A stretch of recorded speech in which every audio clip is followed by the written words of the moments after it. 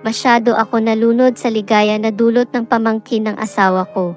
Welcome sa Kwentong Masarap. Kung ikaw ay bago lamang na napadpad sa ating channel at nais mo ng ganitong mga content, huwag kalimutan mag-subscribe, mag-like at share ang ating mga videos. Maaari rin kayong mag-comment sa ating comment section. If meron naman kayong mga story na tulad nito, maaari ninyong isend sa ating email account na nakalagay sa ating description. Ngunit kung sa iyong palagay ay hindi nararapat sa iyo ang temang ito, huwag na lamang pong manood at scroll down na lamang. Maraming salamat.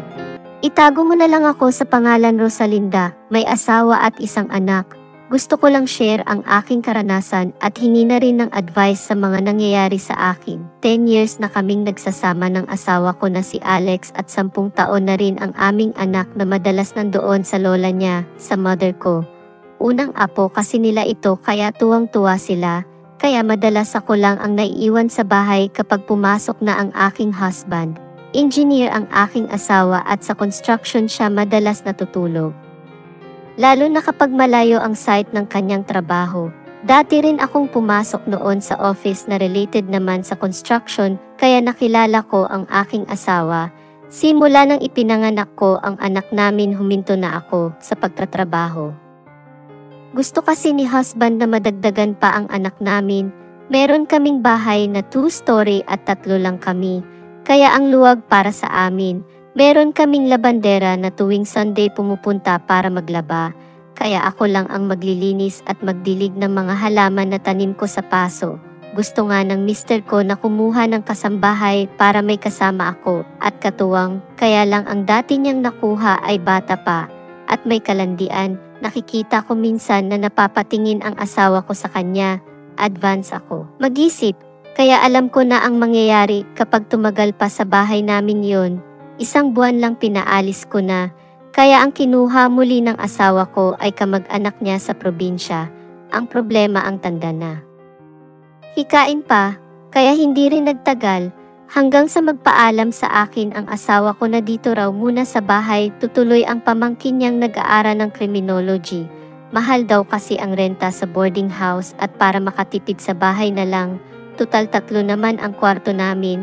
Ayaw ko sana kasi lalaki. Mamaya mabarkada o may bisyo. Pero sa pakiusap na rin ng asawa ko at isa patulong na rin daw niya sa magulang ng pamangkin niya na kanyang kapatid. Sa unang araw ni Joey, nagustuhan ko agad. Masipag siya at hindi mo na kailangan utusan. Kapag may nakikita siya na hugasin or lilinisin, agad niyang ginagawa. Para siyang babae, malinis sa bahay at maging sa katawan. Hindi nagtagal naging kasundo ko si Joey. Parehas kami ng hilig na panoorin sa TV. Sa kapagkain, kaya nagluluto talaga ako, kahit wala ang asawa ko. Natuwa ang asawa ko sa akin. Dahil sa unang pagkakataon daw may nakasundo ako. Ang unang tingin kasi nila sa akin ay masungit daw, pero hindi naman totoo yun. Akala lang nila yun. Tuwing umaga naman, lalo na kapag Saturday at Sunday at walang pasok si Joey, nagja-jogging ito at nagbubuhat ng barbell. Nagpapalaki raw talaga siya ng katawan at nagpapalalakas para pagdating niya sa training na actual, hindi raw siya hirap. Kapag nakikita ko siyang ganyan, lalo na pawis at bakat ang katawan sa sando nito, nag-iiba ang pakiramdam ko. Palihim ako na tumitingin sa kanya. Minsan kunyari biro na hinahawakan ko ang kanyang muscle. Ang tigas at parang ang sarap niya yumakap, pero siyempre hindi ko pinapahalata. Halos 2 dekada ang agwat ng edad namin. Minsan nagkukwentuhan kami tungkol sa kanya kung may girlfriend na siya at experience. Sabi niya dati meron daw siya girlfriend, kaya lang naghiwalay daw sila. Masyado raw isip bata, mas gusto niya raw yung matured na mag-isip or mas matanda sa kanya. Pero sa ngayon daw at pag-aaral muna ang unahin niya. Nabiro ko tuloy siya minsan na kung type niya talaga ang medyo may edad sa kanya. Pudi pala ako, sabi ko. Napatawa siya at sabing, ikaw talaga tita, hindi ka matanda. Fresh na fresh ka pa. Nagkatawanan lang kami dahil sa biro ko, pero ng gabi na iyon, hindi ako makatulog. 2 weeks na kasing hindi umuwi ang asawa ko. Nasa Davao kasi ang assignment niya, kaya baka tumagal pa. Bumangon ako noon at bumaba ng bahay.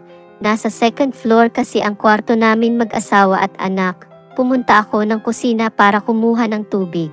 Hindi ko naman sinadya na makatingin sa kwarto ni Joey.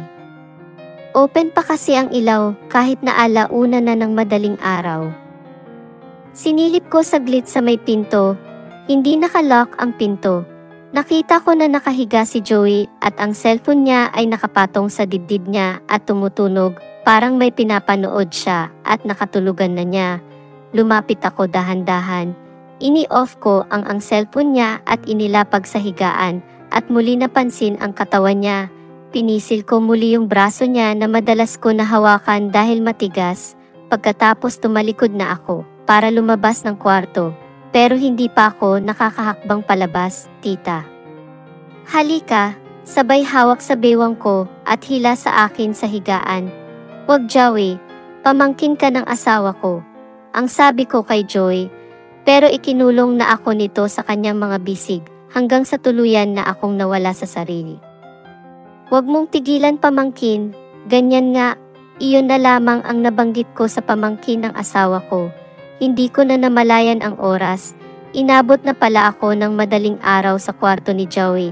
Basta ang alam ko, ilang beses ako dinadala ni Joey sa alapaap. Nang makita ko na alas 4 na ng madaling araw, agad akong bumalikwas ng bangon. Inaalala ko kasi ang anak ko baka magising na, umakyat agad ako para tingnan sa kwarto niya, pero tulog pa rin. Tumuloy na ako sa aming higaan at nakatulog. Sa pagod, pero nagulat ako nang biglang may humahalik sa leeg ko at ginigising ako. Ang asawa ko, dumating na pala. Hindi ko napansin dahil sa antok ko. Mga alas 8 pa lang kasi ng umaga iyon. Bakit parang antok na antok ka? Tanong ng asawa ko. Nanibago kasi siya sa akin. Madalas kasi maaga ako nagigising, pero dahil napagod nga ako kay Joey, inantok talaga ako. Ang asawa ko naman, kapag dumating ito, miss na miss agad ako at gusto agad nitong sumampa, kaya lang wala pa akong gana. Pero pinilit ko na lang, baka kasi magtaka sa akin. Pinagbigyan ko nga ang husband ko, pero habang abala siya, iba rin ang nasa isip ko. Hindi pa rin ako nagsawa kagabi. Ang sarap pala sa pakiramdam na dalawa ang nagmamahal sa'yo, yung tipong naiwan pa ang bakas ni Joey. Pero ayan na naman ang bakas ng asawa ko, pakiramdam ko, punong-puno ang pagkatao ko. Enjoy na enjoy talaga ako. Nagpatuloy lang ang ganun gawain ko at ni Joey.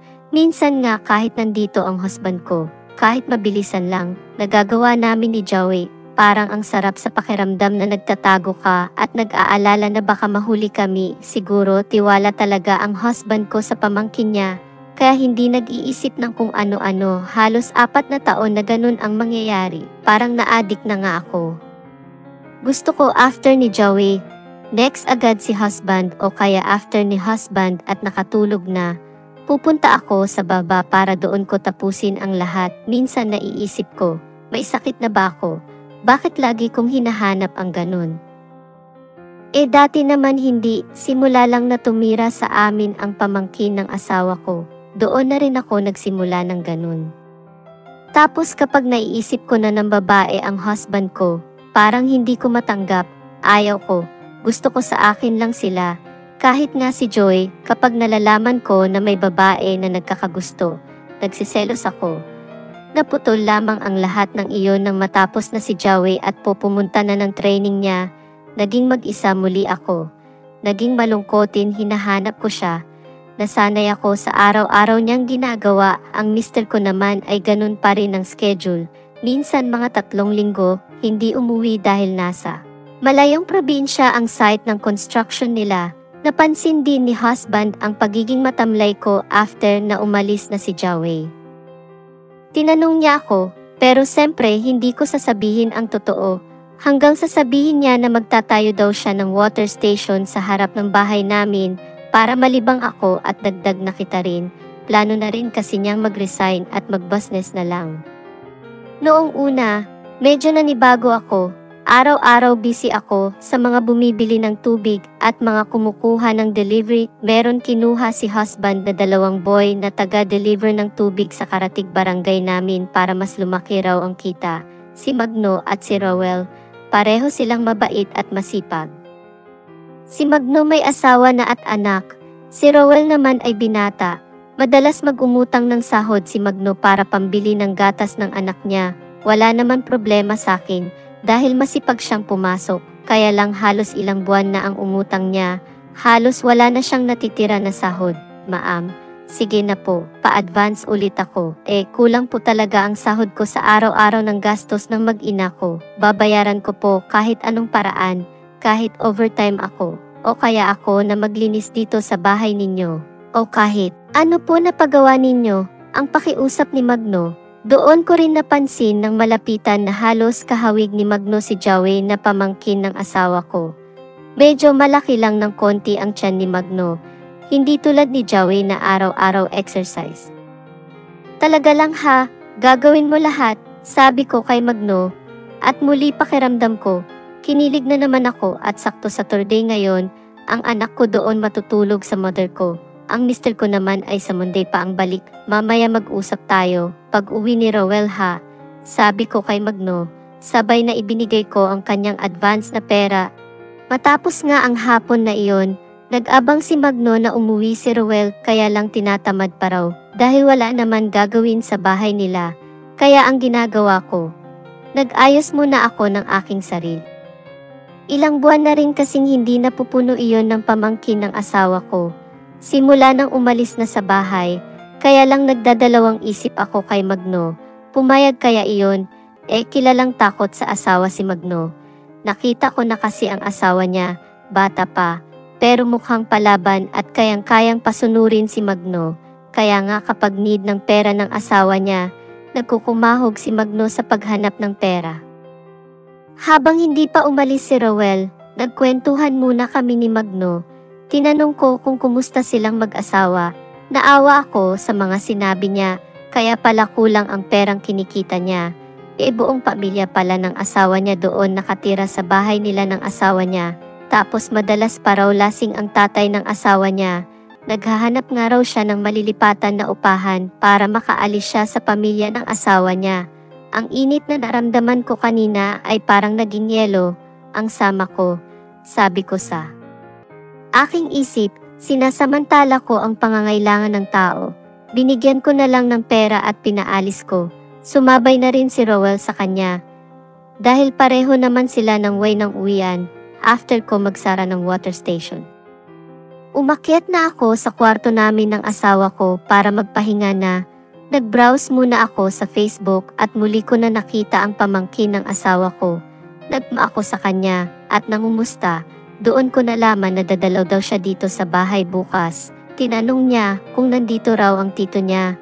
Muli na naman akong kinilig sa aking nabasa na chat. Wala ang tito mo. Sa Monday pa ang balik. Punta ka bukas. Magluto ako ng masarap na ulam. Ang reply ko sa kanya, masaya akong natulog at excited kinabukasan. Maaga naman dumating ang dalawang boy namin. Si Rowell ay pinatao ko muna sa loob ng water station. At si Magno muna ang mag-deliver. Medyo magaling kasi at smart si Rowell pagdating sa pera, kaya minsan pinagkakatiwalaan ko siya sa kaha. Dumating si Joey ng 1:00 ng hapon. Sinabi ko sa dalawang boy na kapag may naghanap sa akin, sabihin nila busy ako, may bisita. Mas lalo naman naging gwapo si Joey, lalo suot nito ang kanyang training shirt. Pumayat siya ng konti at nangitim. Pero hindi nagbago ng performance si Joey, tulad ng dati. Enjoy na enjoy si tita sa mga bisig ng pamangkin ng kanyang asawa. Sinulit ko din ang lahat ng bawat sandali. Dahil alam ko na kaming dalawa lang tao sa bahay, kahit sa kusina at sala, pwesto kami. Lahat ginagawa ko para masulit ang dalaw ng pamangkin ng husband ko, mga 7:00 ng gabi. Nagpaalam na si Joey na aalis na. Tinanong ko naman siya kung kailan babalik, pero hindi siya sigurado. Binigyan ko rin ito ng allowance niya na dati ko binibigay. Pag alis niya, pumunta ako ng water station na nasa harap lang ng bahay namin, pero nagulat ako. Bakit sarado na? Wala pa naman akong sinasabi sa dalawa na mag-close na. Bakit sarado na? Maaga pa, ang sabi ko sa dalawa boy namin. pero nakatingin lang ang dalawa sa akin. Maam, sinarado na namin para walang makikita sa gagawin natin. Nagulat ako sa sinabi ni Roel. Anong gagawin? Sabi ko agad. Lumapit sa akin si Magno at inilabas ang cellphone niya. Maam, pwede namin send kay sir ito. Pero pwede naman hindi, sabi ni Magno. Maam, kahit may edad ka na, nakakagigil ka pa rin, sabi ni Roel. Habang abala pala kami ng pamangkin ng asawa ko sa may sala, nakuhanan pala kami ng video ng dalawa. Hindi ko napansin na nandoon sila.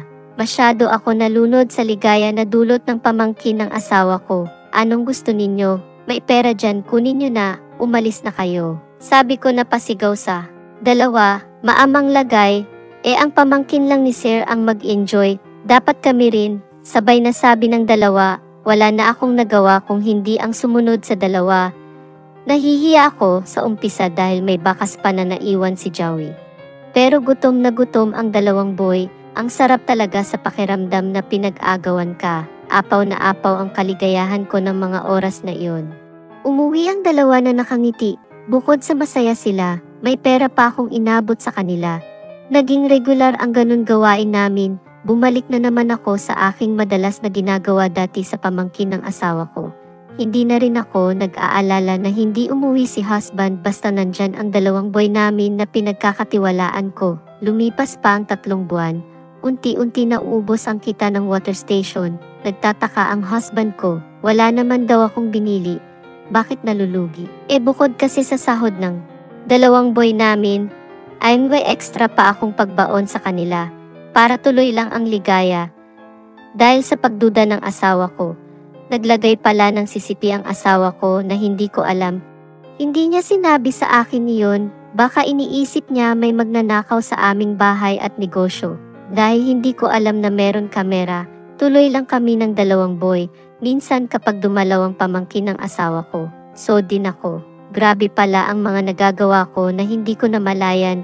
Masyado ako nahibang sa kaligayahan. Nagulat na lang ako nang kausapin ako ng asawa ko at galit magalit ito.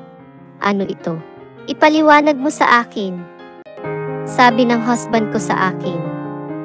Hindi ko pa nakita ang sinasabi ng asawa ko, kaya kalmado pa ako. Pero nang mapanood ko ang sinasabi niya, bigla akong namutla. Makati ka pa sa laing, makati ka pa sa higad. Dapat sayo, maligo ng kulantro. Sabi muli ng asawa ko, pero alam ko ang kahinaan ng asawa ko. Alam ko kung saan siya kakalma. Lumapit ako sa kanya, at kumandong ako sa tulad ng madalas ko na ginagawa at natutunan ko kay Joey, at sa dalawang boy namin, ginamit ko ito. Itinulak ako ng husband ko palayo sa kanya, at pilit na umaalis sa pagkakayapos ko. Pero nanaig pa rin ako. Nakuha ko pa rin ang loob niya hanggang sa humantong kami sa kwarto namin. Pagkatapos medyo kumalma ang asawa ko, pero tinawagan niya si Joey at kinausap. Tinanong niya kung bakit niya nagawa iyon sa kanya. Tito, sorry po, natukso ako. Huwag po kayo magalit kay tita, ako po ang may kasalanan. Sabi pa ni Joey habang kausap ng asawa ko, huwag ka nang makapunta dito sa bahay, baka di kita matantya. Sabi pa ng asawa ko kay Joey. Ganon din ang ginawa niya sa dalawang boy namin, tinawagan niya, pero si Magno lang ang nakausap. Ang daming sinabi ng asawa ko, at huwag daw silang magpakita pa sa kanya.